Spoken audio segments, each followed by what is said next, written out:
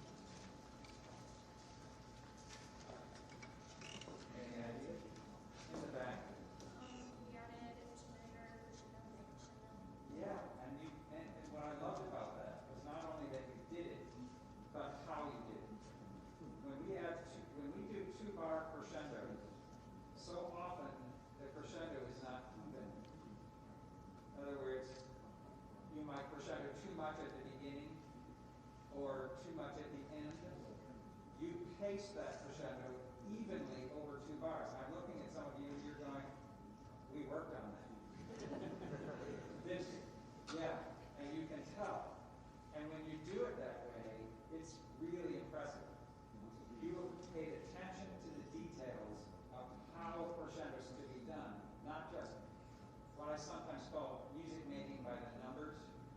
Do you ever do one of these things where you start with your pencil or your crayon at number 1, and then you go to the next dot, which is number 2, and then by the end of the sequence, you've made art? Right? Okay, that's what I call music making by the numbers. You're not doing that. You're not doing that at all. You are saying, okay, these are all go-to notes. That's the arrival. These are all come-from notes. And it was just tremendous. Really, really terrific. One tiny little moment in here that I wish you would have done a little bit differently. To pick up to the trio in trombone, euphonium, trumpets, the people with the melodic material, you put a space after the dotted quarter and before the 8 in the trio. And bum, ba, bum, bum, dee, bum. I don't think that space should be there. So it felt like bum, ba, dum, bum, bum, bum. It felt like you were breaking up your musical sentence. And so much of what you did at every moment in this march was terrific. So I had to find something. And I thought, I don't think I like that. So this is just a little bit personal for me. Okay, so if I were conducting at that point, I would not allow you to live there. I would have you go through that moment from a phrasing standpoint. Let's go to the barrack.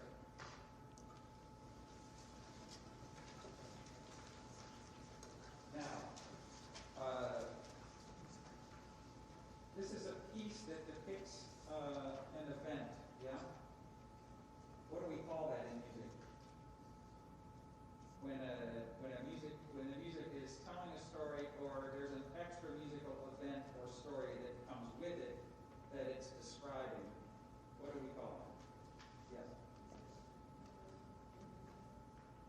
Yes, in memoriam, but there's a musical term. I'm going to give it to you. It's called program music. Meaning, program music means that there's an extra musical connection that adds meaning and importance to the music, because you know the story of this piece, right? And we're communicating then that to the audience. And that's really critical on a piece like this. One of the earliest pieces of what we would call program music is a piece by Berlioz called Symphonie Fantastique. Okay, that's kind of, and there's a story and a huge long program note that Berlioz wrote that talks about how the piece goes along. Can you think of another piece of program music? Music that is depicting an event or telling a story. You could, yeah. Into the Silent Land, Steve Daniel. That's beautiful, beautiful piece. That's a great example. Thank you. So there's tons of this. Some music doesn't have a program like that or tell a story, so to speak. Okay, but this one does. So I just want you to be aware. Program music, that falls into a category. Okay? Now, okay, can we just do 1, 2, 3, 4, 5, 6th measure, please? 6th measure.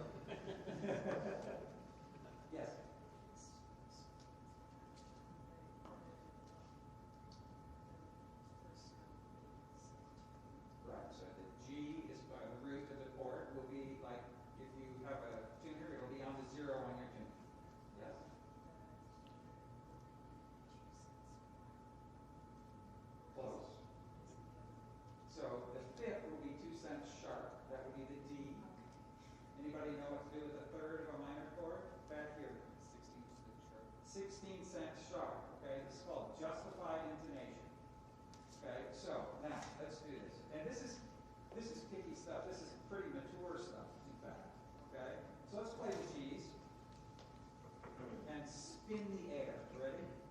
And.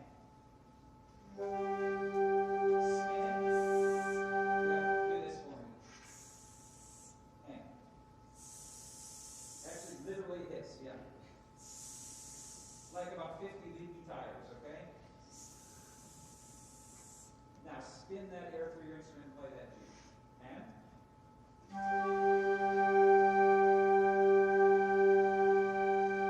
Okay, you're playing the lowest octave down here, right? So our ears really should go down there. Can you play a little bit stronger? Here we go. Is bass clarinet on that as well? Are you playing a written A? Yes, go ahead. Here we go. Let's listen to the basses first. And that's it. Keep the air moving. Okay, now all other G's, listen now.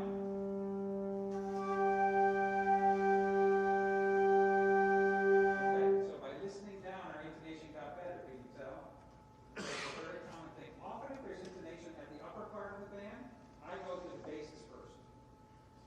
Okay, and I bet that your teacher does too.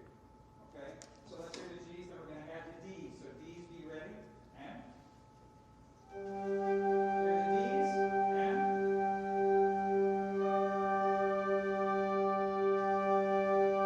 E flat.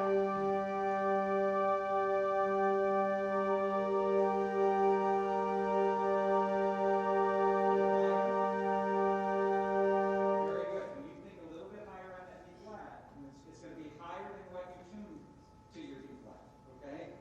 So that's going to be a real issue. Intonation is something that you have to constantly be working on, okay? Constantly.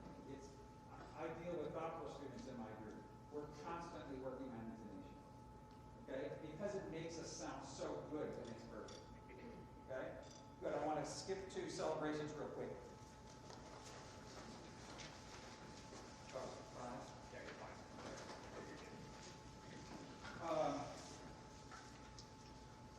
You know, the 5 minutes, I think let me just mention on the bear. So, I'm sorry to skip back and forth. There's this moment after 33, starting really at 37 with the percussion and your rolls, all the way into 41. I love how we paced this as a band into 41. I thought it was just inspiring. But here's again, this is my preference.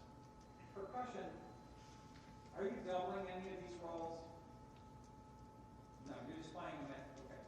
So, whenever I see something like this with gong, suspended cymbal, timpani, bass drum, and it's this kind of thing, and it happens a lot in band and in some in orchestra music, where the band is crescendoing and you are crescendoing as well.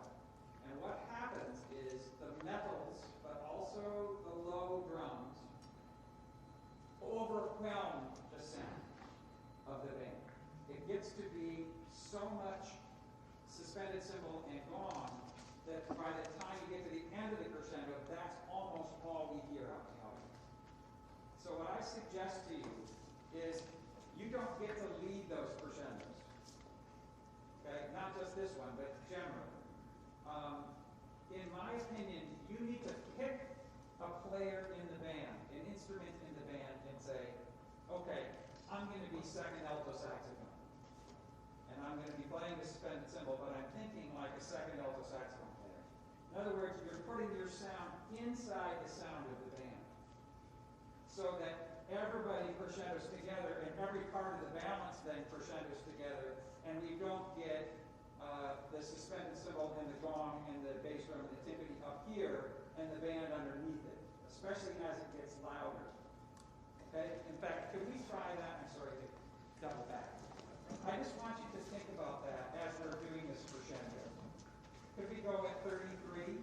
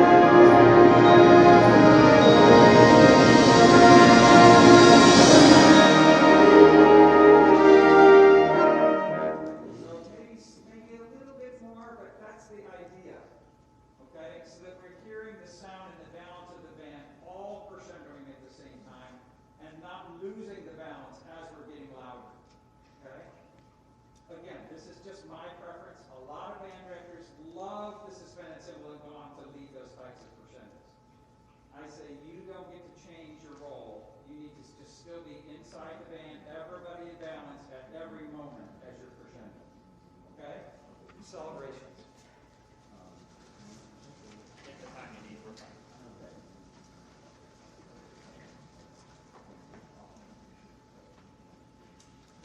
Don't you love to wiggle your fingers?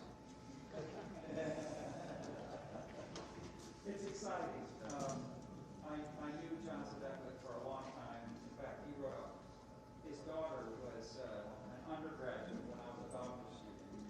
And as a graduation gift, John wrote her a horn concerto to the horn players. And I conducted the premiere of this horn concerto that he wrote for his daughter as a graduation award. And John was there, and sweet man, we lost him just about a year and a half ago. Wonderful guy. So I thought we did really a beautiful job of this piece. There are issues, but let me ask you before I tell you what I think. Can you identify spots where there were problems? Or you thought, oh, that didn't go quite the way that I would have liked? Or this is something we really worked on and went really, really well?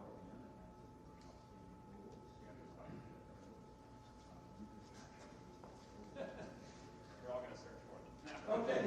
Yes, ma'am. Yes. What do you think about the solo parts?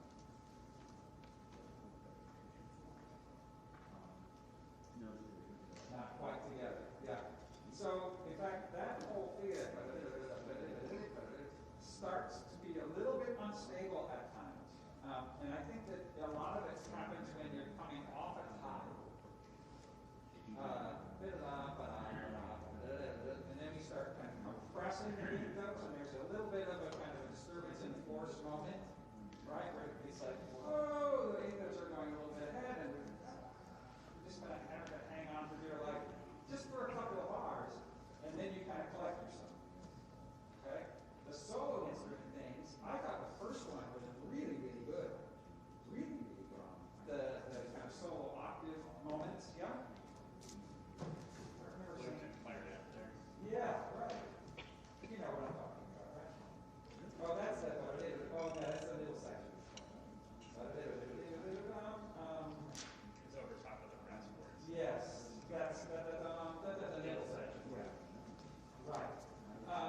So let's do this. Let's see if we can stabilize some of this moment. Let's go at 13. Wow, those notes are small. 13. Good thing I get up here. 13.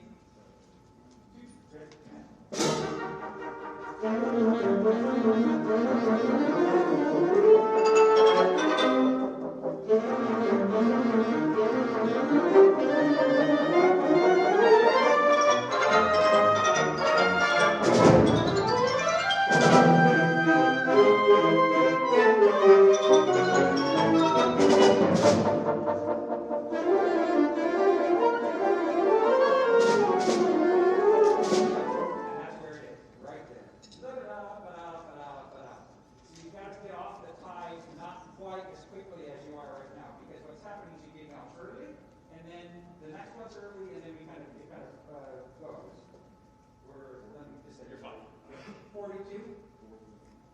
Let's go 2 before 42. Good. 1, 2. 2 before 42. 1, 2.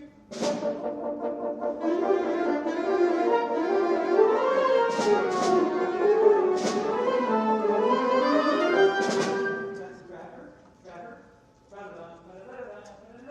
Think about those notes as kind of being anchors. That'll help. 2 before 42. 2. Ready?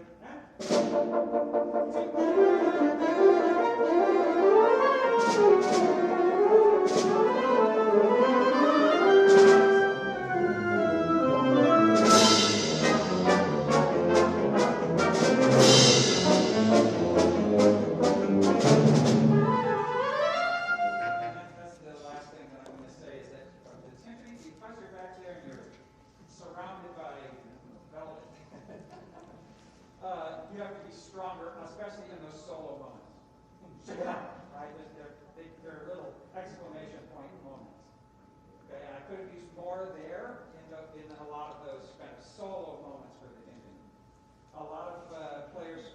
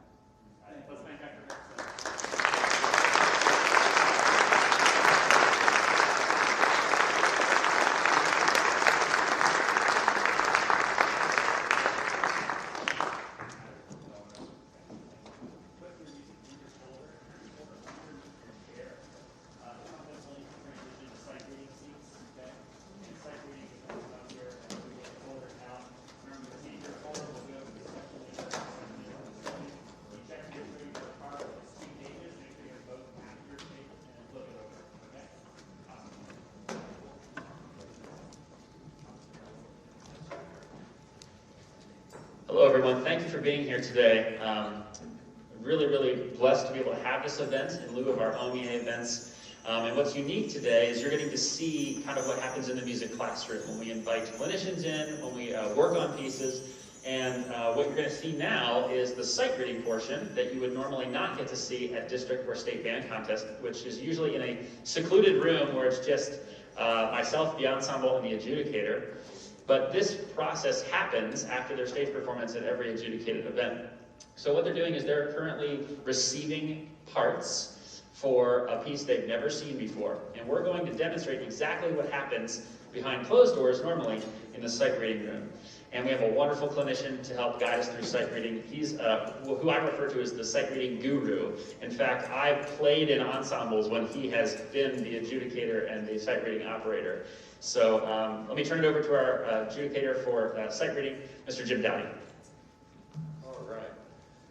Students, you're beginning to get things passed out. Make sure you have Spearfish Canyon by Jared Barnes, and then turn the music over so you're not looking.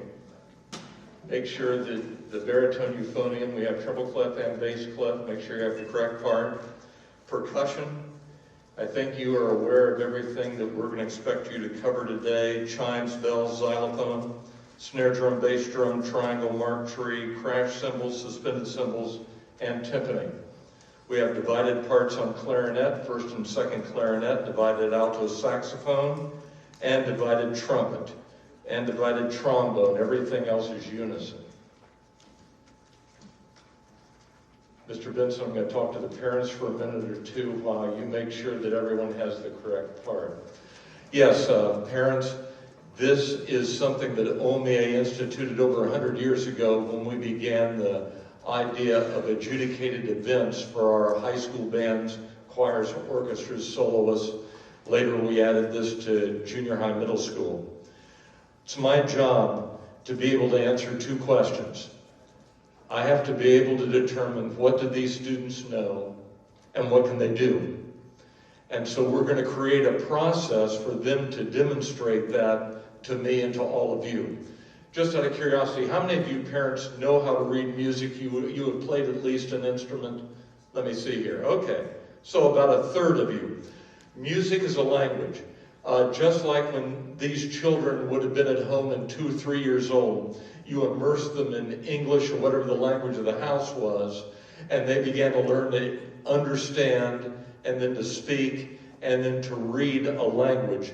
Their brains are going to be operating the very same way. This is a foreign language. So, have I covered enough? How are we doing, Mr. Vincent? Everyone's got their parts and it's all turned over. One clarinet part, so about 20 seconds. Gotcha. 20 seconds. Oh, I don't know if that will give us 20 seconds or not.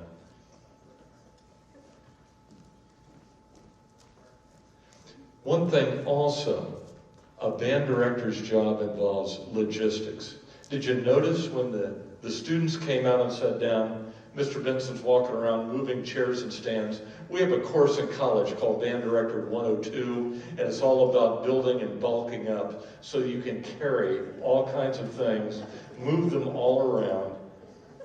Yeah, I can see you're buff. Okay, you're ripped. Okay. Do we have the part yet, or we're making a copy for educational purposes, of course. Well, I'm going to go ahead and talk to the students about this, what we've got going on. There's going to be two processes here, both of them learning on your part, but the first step is going to be you trying to teach yourself as much as possible. We're going to give you 4 minutes.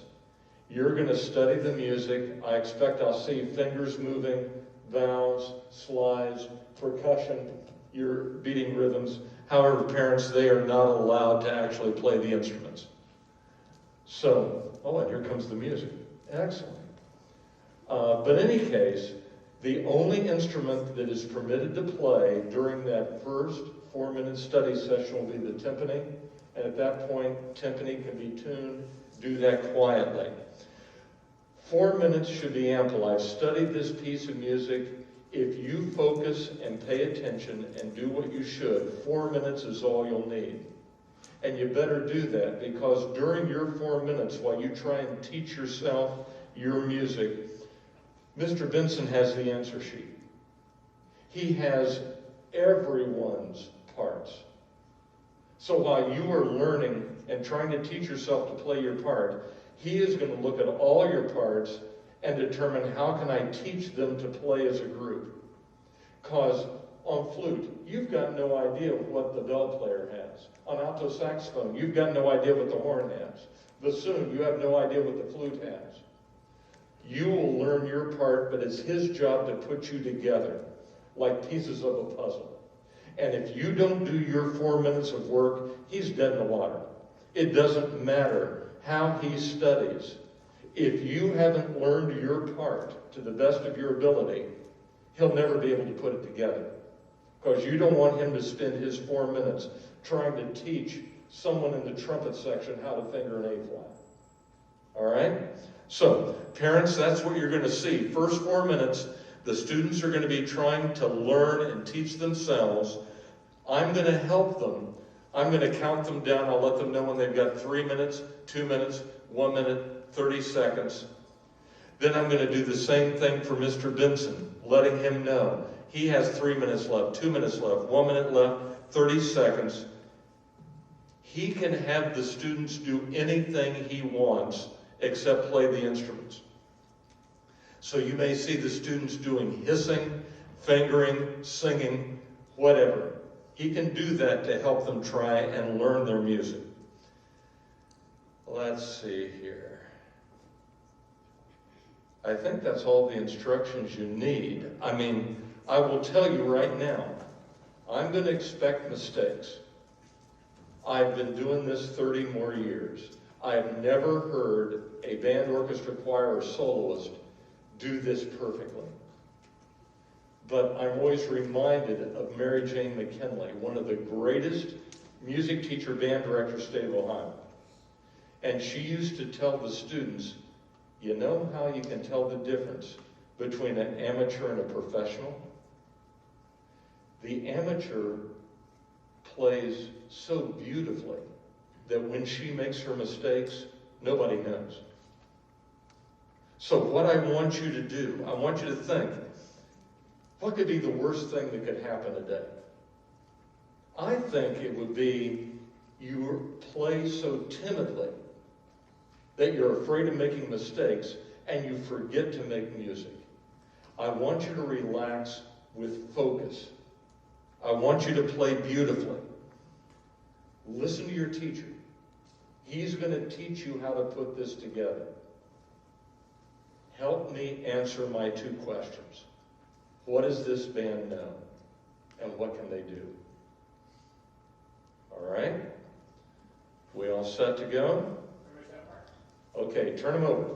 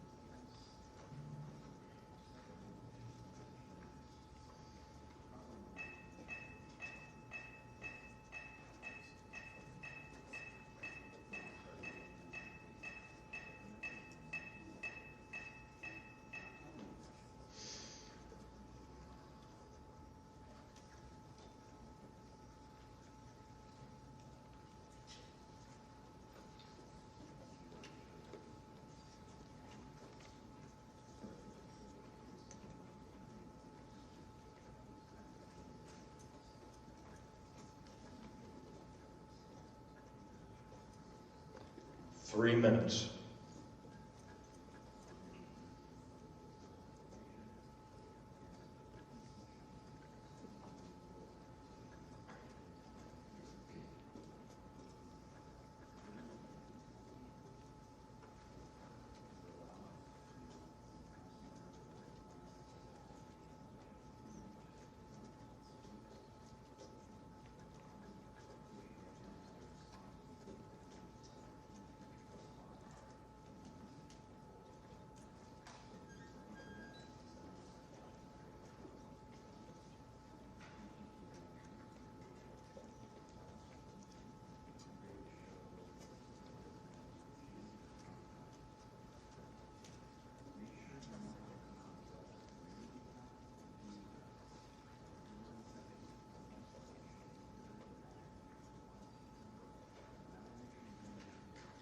2 minutes.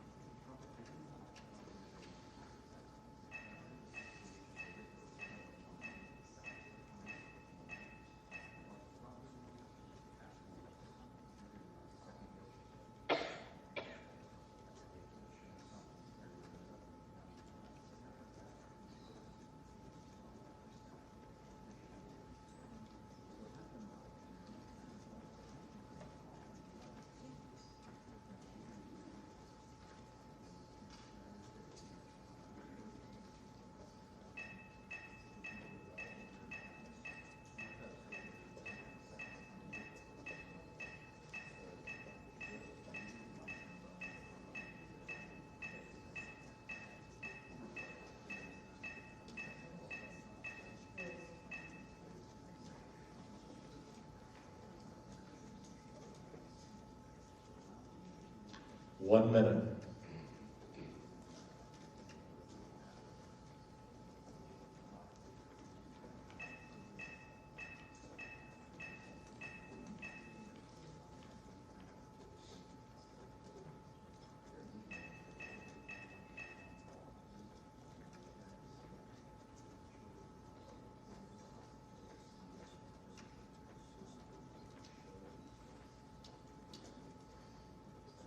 Thirty seconds.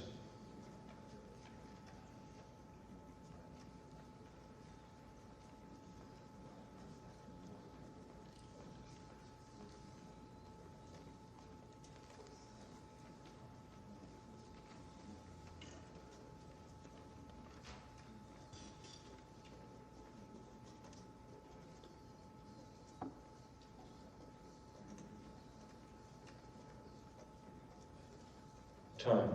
Okay, so picture canyon, think about like Grand Canyon. Okay, so your picture shape of her flying over the whole thing. Okay, 4K piano is the longest at the very beginning. Let's all sizzle at the beginning, please. Your very simple finger, 1 and 2, and majesty. Da, da, da, dee, dee, da, accidental here. Da, da, da, dee, da, da, dee, trumpets join the melody. Da, da, da, da, da, dee, more accidentals, lots of extra flats, and 1, 2, 3, up. Okay? So you actually need to release on 3 there. 1, 2, up. Say it with me. Go. 1, 2, up. That's what we transition to basically march tempo there or whatever. Okay? But it's right on it. Almost all the tempo changes happen immediately in this piece. Careful there. Bar 9 is open. That's entirely for percussion. So don't be thrown off by that. We all come in bar 10, but much softer dynamics. Basically, as the rule always applies, see-through notes should be soft here. Okay? Anytime you have a quarter note or smaller, it's to be brought out. That's a moving line of some sort. 3 minutes. Crescendo at 16, easy. At 18, we transfer the melody to the flute oboes. We have these da, da, da, da, da, da, da, and really you just need to carefully count your part. And there's a lot of natural and flat accidentals through this section. Okay? Not hard to read though, easy rhythms. First clarinet has this little thing, 2 before 26. Oh, da, da, dee, da, da, da, dee, da, da, da, dee. Are there any people with that? Well, this was going la, la, la, la. Makes sense? Or la, la, la. Okay? Great. Xylophone matches flutes and oboes there at measure 29. At measure 26, trumpet 1 takes over the melody there along with clarinet 1. Okay? So let's make sure we listen for those voices. I'll call that out. Okay?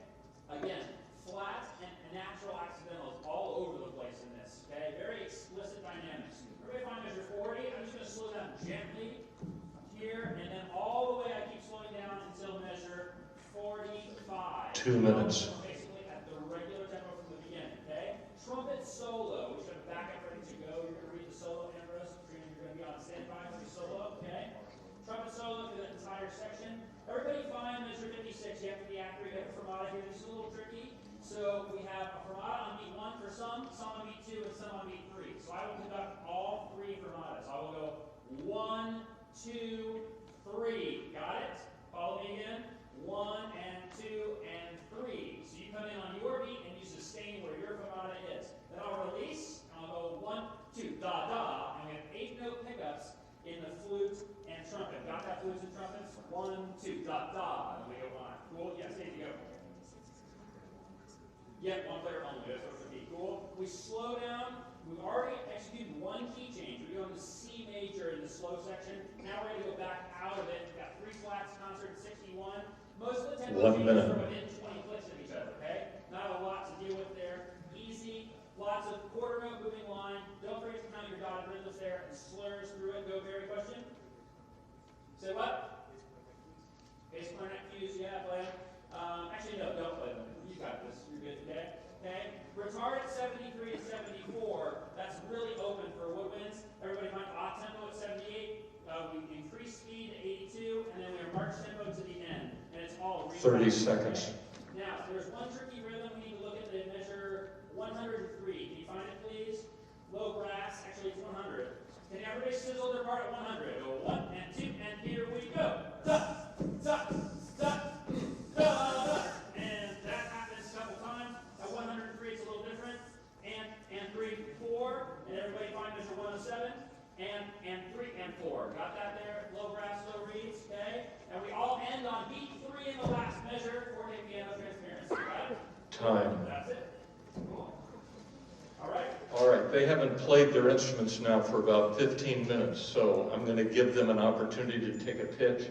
No block chorales, but take a pitch to get them things moving again. Okay. Here's your concert F. Look, we play your concert F. Right there. Hum it, please. 1, 2, ready, and go. Go ahead on the concert F. Go ahead.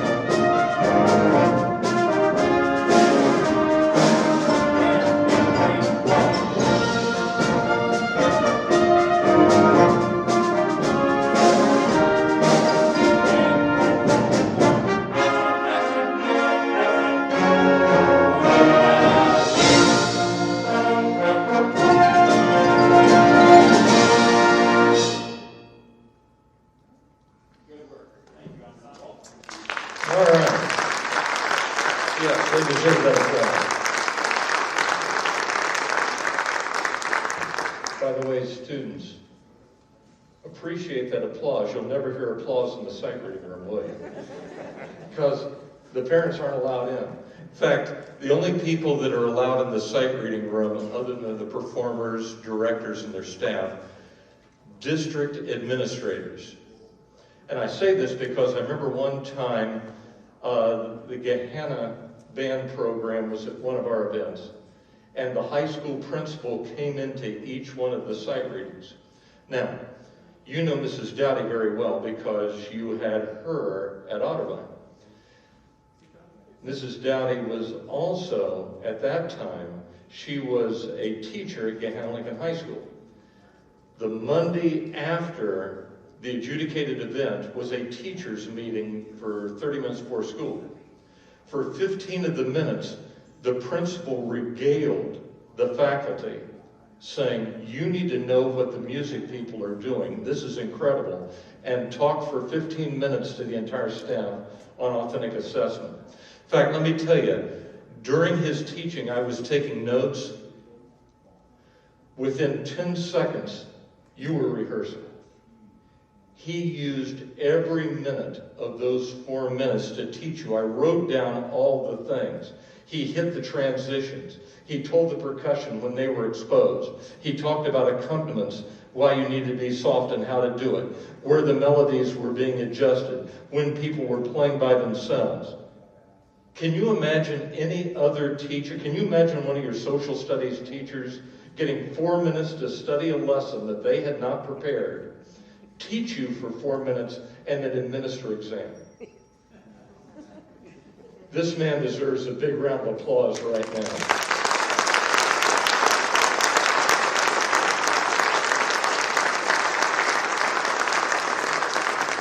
Okay, so now let's see how you did, because I was ready. I had this marked, color-coded, with all the mistakes that I thought you could possibly make. Let's see how you did. I was very pleased that opening forte piano needed to be done because so many people had that and so few people had the melody. I was also listening to see how the flutes would do that opening grace note, because everyone is to enter on beat 1, and yet we had to get those grace notes, and I thought that came out fairly well. Now, having said that, I was standing over here. Balance is kind of skewed for me over on this side. Normally in sight reading, I'd be in the middle, and I could give you a more authentic assessment. Dr. Mickelson and Mr. Clabundi would let you know. I was really impressed with the horn playing throughout that introduction and the alto saxophones, allowing that to be balanced. In your band earlier, I made the comment that I could tell how good your saxophone section was. In the concert band, you had the saxophones right behind me, and I couldn't hear much else with the unisons. But in this case, very, very well done. Percussion, he told you to be ready at measure 8 and measure 9. I thought that transition could have been a little cleaner. We've got the snare drum going 1 and 2 and 3 and 1 and, while the timpani is going 1, 2 and 4 and 1, 2. Didn't quite align for me over here, but he told you to be ready. Let's see. I was really pleased. There's accidentals all over the place, and you were ready. I liked what we got in the woodwinds coming there at 18, that rest on the 8th note coming in then on the end of 1.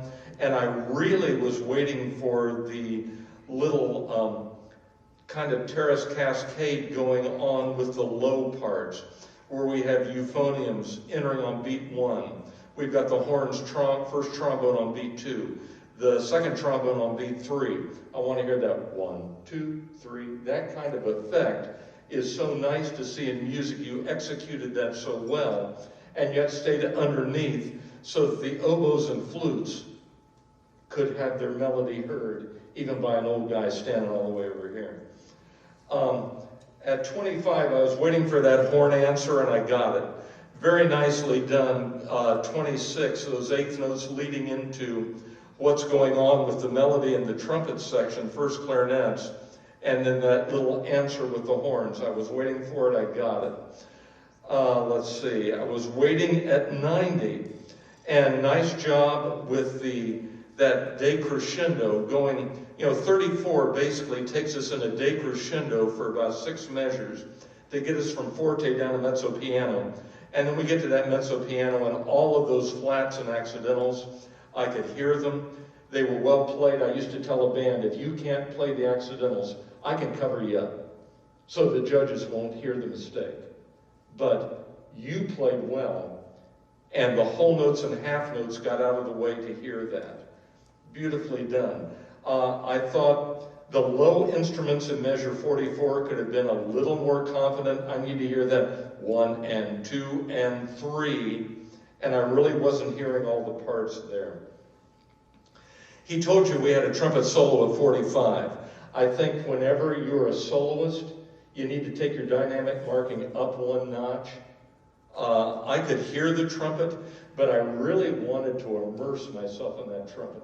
So let that solo, bring that up a little bit more. Maybe have your background just a little bit softer. I liked what he told you about accompaniments and the dynamics with those.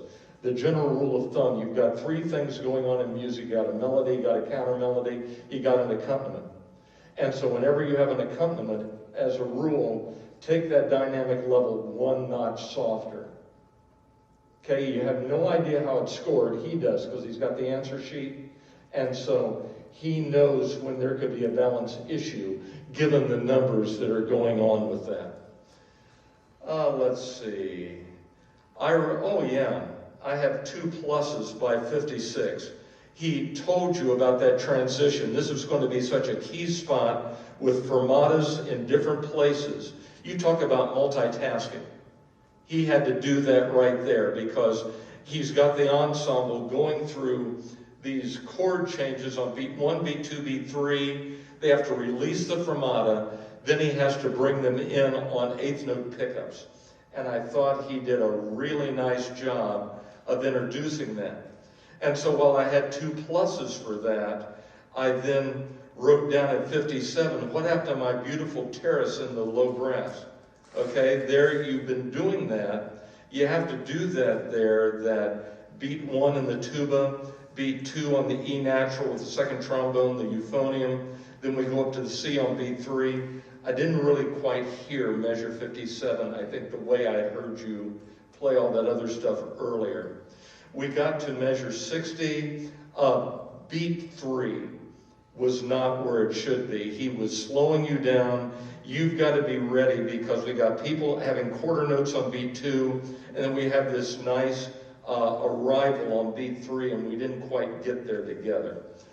We got to measure 64, and he even called out to you to make sure the flute is heard. Because at 61, I was hearing the first trumpet, wasn't really hearing the flute. I could have stood maybe a little more clarinet. I will tell you, I'm biased. I'm old school.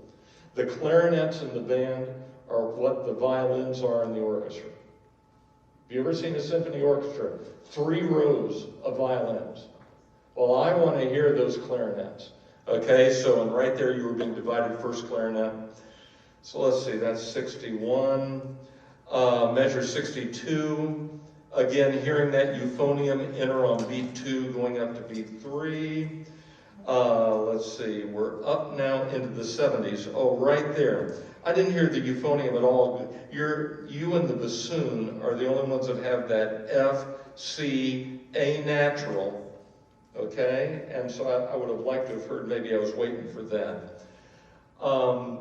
We didn't get a good, confident transition into beat 1 of 73. I heard the timpani and bass clarinet in 2 different places. You should have been, and we got the bassoon as well on beat 1. Let's see, 75, I never heard that mallet part. Those thirds going on beat 2, beat 3, beat 4. We go into measure 80. Watch out, someone missed the A flat on the flute. Let's see, and same thing, for whatever reason, you had a trombone player feeling sorry for you and playing A natural instead of an A flat on the trombone part. We got to measure 100, And once again, I really love that horn answer. You know, I think you figured it out. You get to near the end of the piece and you're going, I played this before. It was earlier in the music.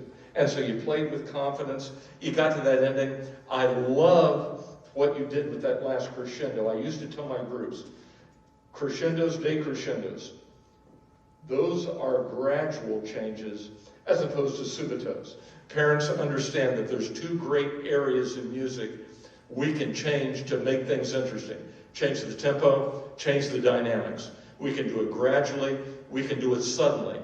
Whenever you're being asked to do it gradually, I tell my students, if it's a crescendo, do it slower, because many times the crescendo is being done, getting them soft, so that we hear something else. And that's something else were your fabulous woodwinds with those 16th notes. They did that crescendo nice and slow. Now, when you get a diminuendo, I tell my students, move quick. Make a quick change. And then finally he said, we're going to end on beat 3. He ended on beat 3. Hey, you ended on beat 3 also. Good for you. That's all I got. You did an outstanding job. I'm very, very proud of you. They deserve another round of applause.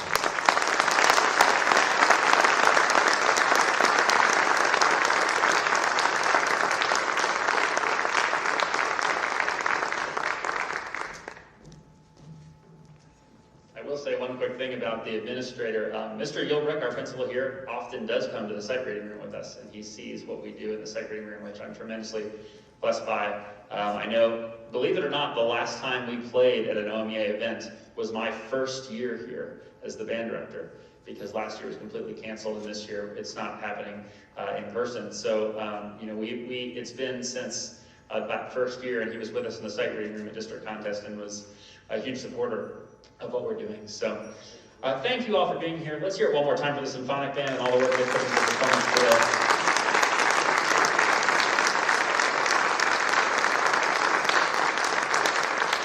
I forgot to tell them one thing. Remember last year, it was one day, sophomores, juniors, and seniors, before you were ready to play, and it suddenly canceled. You got a rare opportunity because the piece you just sight read was the piece selected to be sight read last year. You actually got the chance to take the test on what OMEA selected for last year. So, good for you. If you would also help me thank our adjudicators for their awesome feedback today and working with our ensembles.